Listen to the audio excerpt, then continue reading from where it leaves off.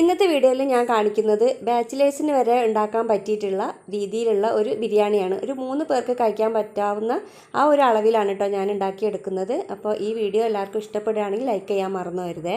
എളുപ്പത്തിലും ചിലവ് കുറഞ്ഞ രീതിയിലുമാണ് കേട്ടോ ഞാനിത് റെഡിയാക്കി എടുത്തിട്ടുള്ളത്. ഇന്ന് ഞാൻ ബിരിയാണി ഉണ്ടാക്കുന്നത് നമ്മുടെ ഇൻഡസ് വാലിയുടെ ട്രൈപ്ലൈ സ്റ്റെയിൻലെസ് സ്റ്റീൽ ബിരിയാണി പോട്ടിലാണ്. ഇതൊരു 1/2 കിലോ അളവിലുള്ള റൈസും 1/2 കിലോ ചിക്കനും വെച്ചിട്ടാണ് ഉണ്ടാക്കുന്നത്. അത്യാവശ്യം നല്ല വെയിറ്റുള്ള ഒരു പാത്രം തന്നെയാണ് കേട്ടോ ഇത്. 2.9 ലിറ്ററാണ് കേട്ടോ ഇതിൻ്റെ അളവ്. ഇത് ഇൻഡക്ഷൻ ബേസ് ആയിട്ടുള്ള ഒരു മോഡലാണ്. അത്യാവശ്യം നല്ല ചുവട് കട്ടിയുള്ള ഒരു പാത്രമാണ്. അപ്പോൾ നമുക്ക് എന്ത് വേണമെങ്കിലും ഇതിൽ ഉണ്ടാക്കിയെടുക്കാവുന്നതാണ്. അപ്പോൾ അടി പിടിക്കുക അങ്ങനത്തെ ഒരു പ്രശ്നം ഈ ഒരു പാത്രത്തിന് വരുന്നില്ല. അപ്പോൾ നിങ്ങൾക്ക് ഈ പാത്രം വേണമെങ്കിൽ ഞാൻ ഇതിവിടെ നെസ്സീസ് എന്നുള്ള കൂപ്പൺ കോഡ് ഇടുന്നുണ്ട്. അപ്പോൾ അതിൽ നിങ്ങൾക്ക് 12% ഡിസ്കൗണ്ട് കിട്ടും. പിന്നെ ഇത് കിട്ടാനുള്ള ലിങ്കും ഡിസ്കൗണ്ട് കോഡൊക്കെ ഞാൻ ഡിസ്ക്രിപ്ഷനിൽ ഇടുന്നുണ്ട്. കാസ്റ്റ് അയണിൻ്റെയും സ്റ്റീലിൻ്റെയും ആയിട്ടുള്ള വിവിധ ടൈപ്പിൽ വിവിധ മോഡലിലുള്ള പാത്രങ്ങൾ നമുക്ക് ലഭ്യമാണ് കേട്ടോ. അവരുടെ സൈറ്റിൽ കയറി നോക്കിയാൽ നമുക്ക് ഇഷ്ടം പോലെ കാണാം. സ്റ്റീലിൻ്റെ 3 ലെയർ ബോഡിയാണ് കേട്ടോ വരുന്നത്. അപ്പോൾ ഇതിൻ്റെ കൂട്ടത്തിൽ ഒരു വുഡിൻ്റെ സ്പാച്ചുലയും കൂടി ഉണ്ട്. പിന്നെ അതേപോലെ തന്നെ ഇതിൻ്റെ ആ ഒരു പാത്രത്തിൻ്റെ പിടി രണ്ട് ഹാൻഡിലുണ്ടല്ലോ, അത് സിലിക്കൺ ആയതുകൊണ്ട് നമുക്ക് കൈകാര്യം ചെയ്യാൻ എളുപ്പമാണ്. ഇനി നമുക്ക് ബിരിയാണി തയ്യാറാക്കിയാലോ. അപ്പോൾ ആദ്യം തന്നെ നമുക്ക് ഇതിന് ഗരം മസാല വേണമല്ലോ. അപ്പോൾ കാര്യമായിട്ട് ഗരം മസാലയാണ് കേട്ടോ ഇതിൻ്റെ ഒരു ഇമ്പോർട്ടൻറ്റ് സാധനം എന്ന് പറഞ്ഞാൽ. അപ്പോൾ അത് ഇത്രയും സാധനങ്ങളാണ് എടുത്തിട്ടുള്ളത്. ഇതിലിപ്പോൾ ഇനി കുറച്ച് സാജീരകം കൂടി ലാസ്റ്റ് ചേർക്കാനുണ്ട് കേട്ടോ. അതൊന്ന് ചെറുതായി ചൂടാക്കിയതിന് ശേഷം പിന്നെ അതൊന്ന് ചൂടാറിയിട്ട് ഇതായി ഗ്രൈൻഡറിലിട്ടിട്ട് ഒന്ന് പൊടിച്ചെടുക്കുകയാണ്. പിന്നെ അത് പൊടിച്ചെടുത്തതിന് ശേഷം വലിയ ജീരകം കൂടി പൊടിച്ചെടുക്കുന്നുണ്ട്. ഇനി ഇതാ ബിരിയാണിയിലേക്ക് ആവശ്യമായിട്ടുള്ള പൊടികളൊക്കെ എടുത്ത് വെച്ചിട്ടുണ്ട്. അപ്പോൾ അത് എന്തൊക്കെയാണെന്ന് നോക്കാം. കുരുമുളക് പൊടി എടുത്തിട്ടുണ്ട്. പിന്നെ അതാ കുറച്ച് ചിക്കൻ മസാലപ്പൊടിയാണ്. അപ്പോൾ സാധാരണയായിട്ട് ഞാൻ മുളക് പൊടിയോ മല്ലിപ്പൊടിയോ ഒന്നും ബിരിയാണിയിൽ ചേർക്കലില്ല. അപ്പോൾ ചിക്കൻ മസാലപ്പൊടി ചേർക്കുമ്പോൾ അത് മതിയാവില്ല, അതിലുണ്ടാവും. പിന്നെ അതാ മഞ്ഞൾപ്പൊടി, വലിയ ജീരകം പൊടിച്ചത്, ഗരം മസാലപ്പൊടി, ഇവയൊക്കെയാണ് കേട്ടോ കാര്യമായിട്ടുള്ള പൊടികൾ. ഫസ്റ്റ് തന്നെ ഞാനിതാ ബിരിയാണിക്കുള്ള മസാല റെഡിയാക്കുകയാണ് കേട്ടോ. അതിനായിട്ട് ഞാൻ ആ പാത്രം എടുത്ത് അടുപ്പത്ത് വെച്ച് ചൂടായിട്ടുണ്ട്. അതിലേക്ക് ഞാൻ ഓയിലാണ് കേട്ടോ എടുക്കുന്നത്.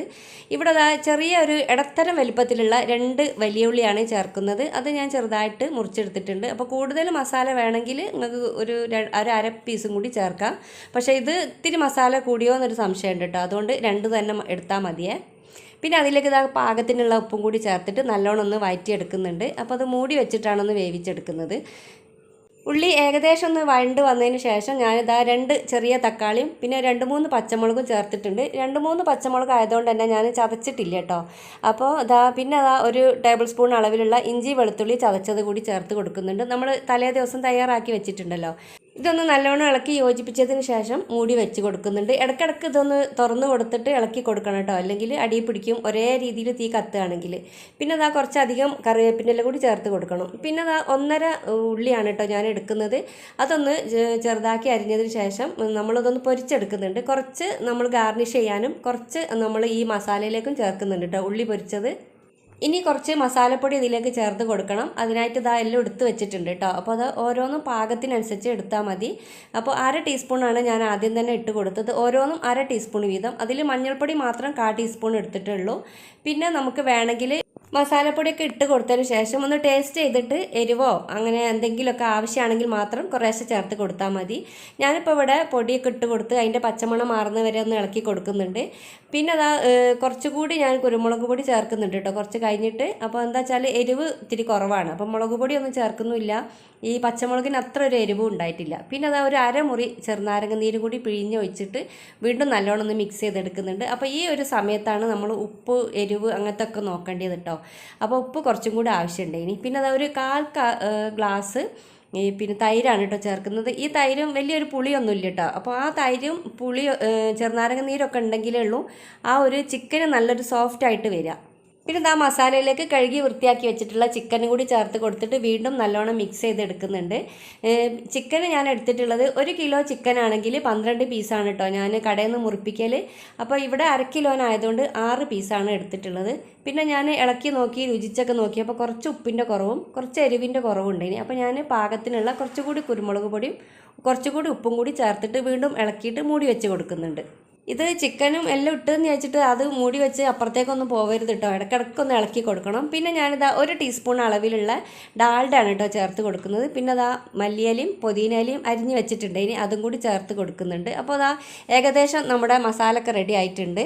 അപ്പോൾ കുറച്ച് ഈ ഡാൽഡയ്ക്ക് പകരം നിങ്ങൾക്ക് താല്പര്യം ഇല്ലെങ്കിൽ 6 kg നെയ്യ് ചേർത്ത് കൊടുക്കാം കേട്ടോ. അപ്പോൾ നെയ്ച്ചോറായാലും ഈ ബിരിയാണീൻ്റെ മസാല ആയാലും ഡാൽഡ ചേർക്കുമ്പോൾ ഒരു പ്രത്യേക ടേസ്റ്റ് ഉണ്ടാവും, അതുകൊണ്ടാണ് ചേർക്കുന്നത്. അപ്പോൾ നിങ്ങൾക്ക് ഇഷ്ടമില്ലെങ്കിൽ ചേർക്കണം എന്നില്ല.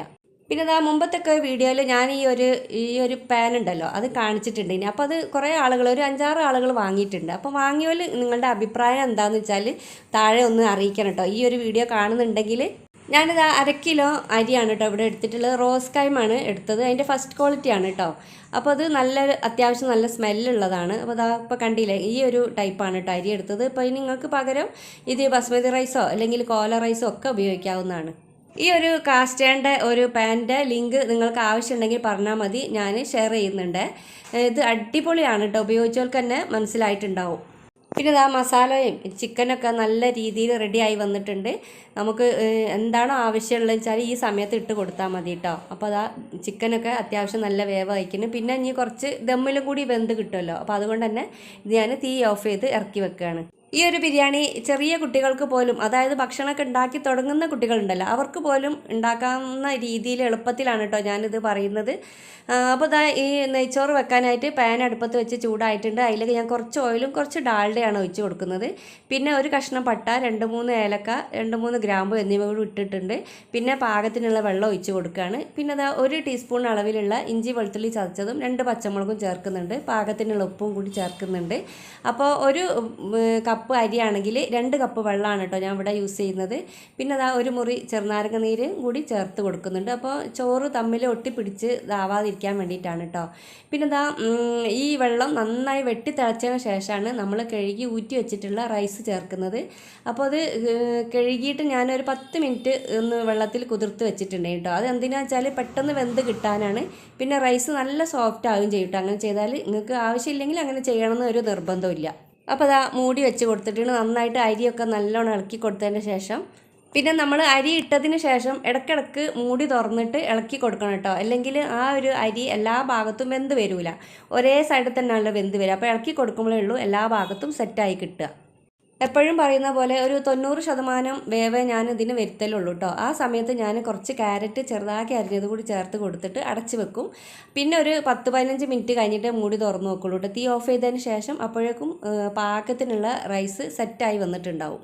ഇനി ഇതാ മസാലയിലേക്ക് നമ്മൾ റൈസ് ഇട്ടിട്ട് ബിരിയാണി ഒന്ന് ദം ചെയ്തെടുക്കുകയാണ് കേട്ടോ. അപ്പോൾ അതാ ഇതിപ്പോൾ കണ്ടില്ല നിങ്ങൾ, അടിയിൽ അത്യാവശ്യം ഇതുണ്ട് കേട്ടോ, ഗ്രേവി പോലെ ഉണ്ട്. ഒരുപാട് ഗ്രേവി ആയിട്ടില്ല, എന്നാലും കുറച്ചുണ്ട്, അത് മതി. അടി പിടിക്കാതിരിക്കാൻ അത് മതിയാവും. പിന്നെ അതാ 1 ലെയർ റൈസ് നമ്മൾ ഇട്ട് കൊടുത്തതിന് ശേഷം പിന്നെ അതാ കുറച്ച് റോസ് എസൻസ് ഒരു 1-2 തുള്ളിയാണ് കേട്ടോ ചേർക്കുന്നത്.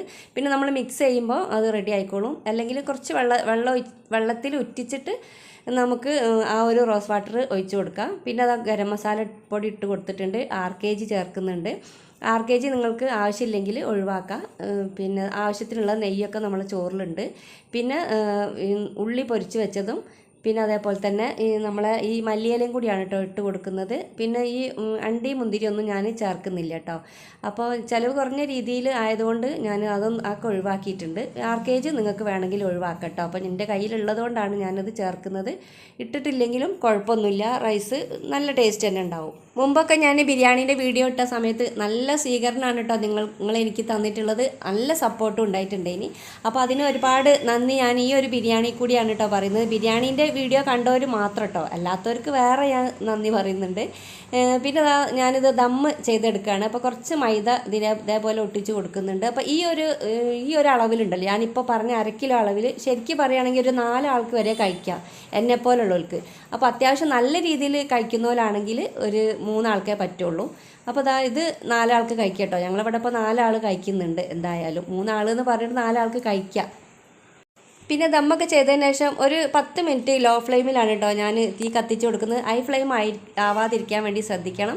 പിന്നെ ഇത് മൊത്തത്തിൽ ഞാൻ മിക്സ് ചെയ്തെടുക്കുകയാണ്, മസാലയും ചോറും കൂടി. സാധാരണ ഞാൻ 2 രീതിയിലും ചെയ്യലുണ്ട്. പിന്നെ മസാല വേറെ റൈസ് വേറെ ആക്കലുണ്ട്. നമ്മൾ ബിരിയാണി ദമ്മിട്ടിട്ട് മിനിമം ഒരു മണിക്കൂറെങ്കിലും കഴിഞ്ഞതിന് ശേഷം നമ്മൾ ഈ ദമ്മ് പൊട്ടിക്കാവൂ കേട്ടോ. അപ്പോൾ എങ്കിൽ തന്നെയുള്ളൂ യഥാർത്ഥ അതിൻ്റെ ടേസ്റ്റ് നമുക്ക് കിട്ടുകയുള്ളൂ. ഇന്നിപ്പോൾ അത് സ്പെഷ്യലായിട്ട് ഒരു കോഴിമുട്ടൊക്കെ ഓരോ പ്ലേറ്റിൽ വെച്ച് കൊടുക്കുന്നുണ്ട് കേട്ടോ. അത് ഒരു പ്രത്യേക ടേസ്റ്റ് അല്ല, എന്നാലും ഒരു ഇതാണല്ലോ വിചാരിച്ച് വെക്കുകയാണ്. വെക്കേണ്ട ഒരു ആവശ്യമില്ല കേട്ടോ. പിന്നെ ഒരു പപ്പടും അച്ചാറും തൈരുമാണ് കേട്ടോ ഞാൻ സൈഡായിട്ട് എടുക്കുന്നത്. വീഡിയോ ഇത്രയേ ഉള്ളൂ. എപ്പോഴും പറയുന്നത് പോലെ നിങ്ങൾക്ക് ഇഷ്ടപ്പെടുകയാണെങ്കിൽ നിങ്ങളുടെ അഭിപ്രായങ്ങൾ അറിയിക്കാൻ മറന്നു പോകരുത്. എല്ലാവർക്കും നല്ലൊരു ദിവസം ആശംസിച്ചുകൊണ്ട് താങ്ക്സ് ഫോർ വാച്ചിങ്.